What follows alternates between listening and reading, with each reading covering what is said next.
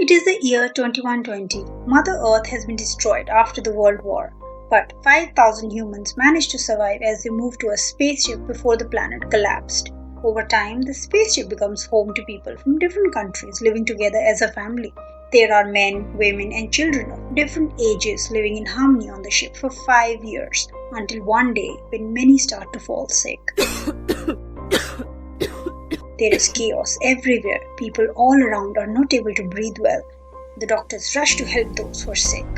With everyone wondering about the reason, engineers on the team find what's going on in the spaceship. Oh no! The spaceship is losing oxygen on a high rate, which is causing the sickness. But it seems they've hit a big roadblock. We can't fix it. This is an irreparable technical error.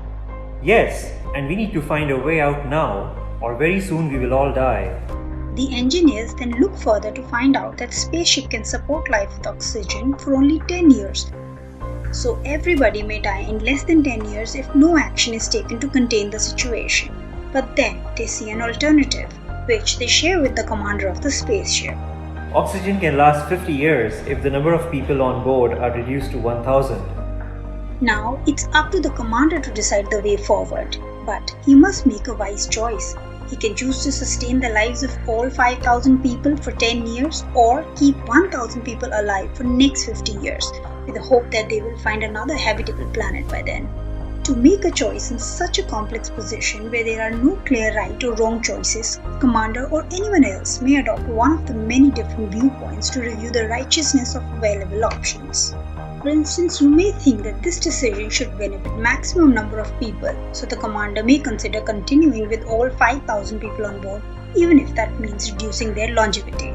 You may also consider that it is best to favor the dependents, and so the commander must save all the children first. Or maybe he must save skilled people like doctors, technicians, engineers, leaders first to increase the chances of survival of the human race.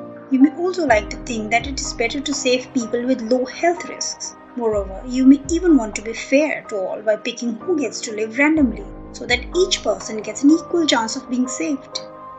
These different viewpoints or reasoning that you use to weigh the impact of each moral choice at hand are called rationalizations. Your preference for one rationalization over another completely depends upon your personal ethical standards. You will most likely pick whichever will align better with your moral principles.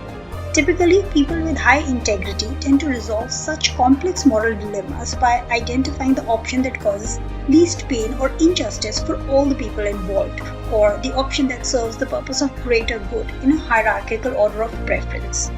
So, after putting in a considerable thought, the commander makes his choice. He calls everybody in the assembly area and says, I have decided to float 4,000 people into the space to save us all, to save the human race from extinction.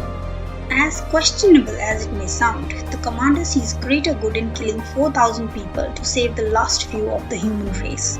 While the commander's rationalization behind his decision is to serve the greater good of humanity, it is seen as his need to feel like God by the people on the ship. You can't do this. You are just a man. You have no right to decide our fate. As a result, the decision is heavily opposed, which leads to another war marking the end of those who were left of the human race all in one day. While this story is purely a work of fiction, the need to weigh the impact of the available choices and make morally correct decisions even in grimmest of situations is very real.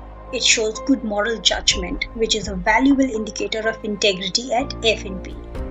Want to know more about moral dilemmas, rationalization, and other interesting topics? Well, view the course on integrity today. It includes stories, real-life references, and scenarios to help you identify ways to display integrity in your professional and personal lives.